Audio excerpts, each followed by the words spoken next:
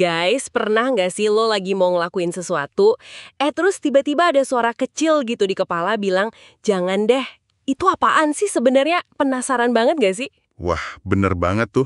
Sering banget kan? Iya, halo semuanya, gue Fadil. Dan gue Mila, selamat datang lagi di Pod FM. Ya ampun, podcast Fadil dan Mila yang paling seru seantero jagat maya pokoknya. Iya nih, kita berdua udah siap banget loh buat ngobrolin soal si suara hati yang, ya, kadang misterius, tapi suka nongol tiba-tiba ini, bareng kalian semua. Gimana nih kabar kalian hari ini? Semoga pada semangat ya. Harus semangat dong, sesemangat kita mau ngebongkar topik ini. Ngomongin suara hati tuh, kadang kayak punya alarm pribadi ya. Ada yang modelnya toa masjid gitu, kenceng banget ngingetinnya. Tapi ada juga yang modelnya bisik-bisik tetangga pas kita lagi hilap, mau check out keranjang oren. Iya nggak sih? Anjir, iya banget itu tuh. Sering banget tuh yang bisik-bisik pas mau kalap belanja. Nah, ini nih berdasarkan sumber-sumber terpercaya yang udah kita kulik bareng tim Pod FM, ternyata asal-usul suara hati ini, aduh, ruwet. Kayak benang kusut kena air gitu loh. Jadi, kalau dari rangkuman kita nih, suara hati tuh bukan cuma ya satu hal simpel gitu aja. Para ahli dari psikologi, neuroscience, sampai filsafat aja ngelihatnya beda loh. Serius. Bener. Ini tuh kayak lagi ngerakit puzzle, tapi tiap ahli megang gambar contoh yang beda-beda. Ada yang bilang ini si hakim di kepala kita yang suka ngejudge atau kalau istilah kerennya super ego gitu. Bagian diri yang megang aturan moral. Si hakim ya. Iya. Ada juga yang bilang ini soal komitmen moral kita sama nilai-nilai. Terus ada lagi yang ngelihatnya dari sirkuit otak mana aja yang nyala pas kita lagi galau mau jujur apa bohong. Puyeng nggak tuh mikirinnya? Puyeng sih.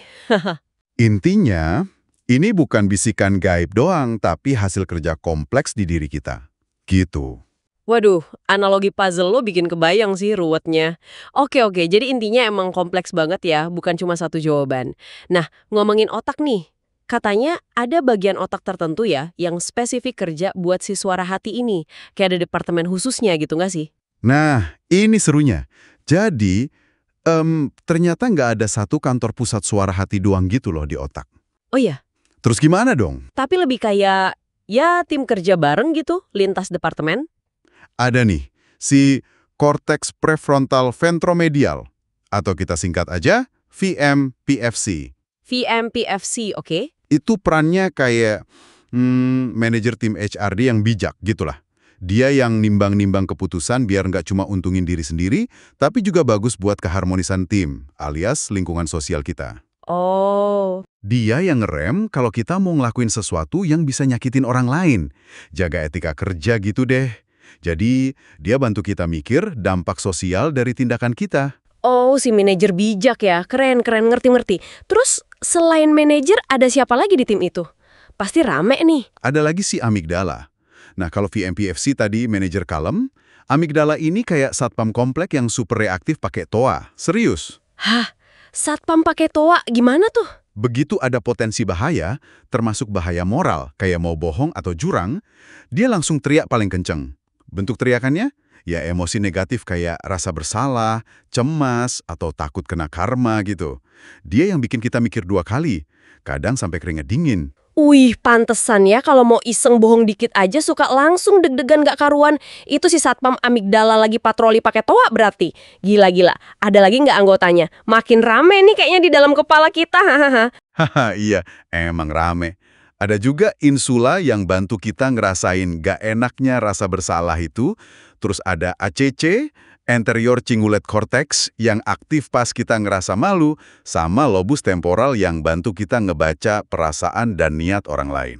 Wah, lengkap ya timnya. Banget. Jadi pas suara hati berbunyi, itu sebenarnya hasil kerja bareng banyak bagian otak, bukan cuma satu area doang. Kayak lagi rapat koordinasi dadakan gitu di dalam.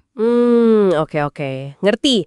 Berarti kalau ini hasil kerja tim yang kompleks gini, suara hati tuh nggak langsung jadi gitu aja pas kita lahir dong ya? Bukan kayak aplikasi bawaan pabrik gitu? Tepat banget. Suara hati itu nggak pre-installed istilahnya. Ini lebih kayak nanam pohon mangga di depan rumah. Pohon mangga, oke, gimana tuh? Bibitnya, potensi dasarnya, mungkin ada dari lahir. Tapi, biar tumbuh subur dan berbuah manis, alias suara hatinya mateng, itu butuh proses panjang. Perlu disiram tiap hari pakai kasih sayang dan rasa aman dari orang tua. Perlu dipupuk dengan ajaran mana yang benar, mana yang salah. Dan ini penting nih, pakai penjelasan kenapa sesuatu itu salah. Bukan cuma dimarahin atau dihukum doang. Oh iya, penting banget tuh penjelasannya. Iya kan? Terus perlu juga dijaga dari hama, kayak pengalaman buruk, misalnya kekerasan atau pengabaian, yang bisa bikin pertumbuhannya kerdil atau malah rusak. Jadi suara hati itu berkembang seiring pengalaman dan ya perawatan. Astaga, relate banget sih analogi pohon mangga itu. Bener banget. Jadi peran orang tua, guru, lingkungan itu krusial banget ya buat nyiramin dan mupuk pohon suara hati kita biar nggak salah arah atau malah mati. Krusial banget. Makanya, teori tentang gimana pohon ini tumbuh juga macam-macam. Ada teori kayak punya si Kohlberg yang fokusnya ke perkembangan pemahaman soal aturan dan keadilan. Ini kayak belajar aturan lalu lintas. Jelas, ada benar salahnya, ada hukumannya. Oke, kayak hukum gitu ya. Betul.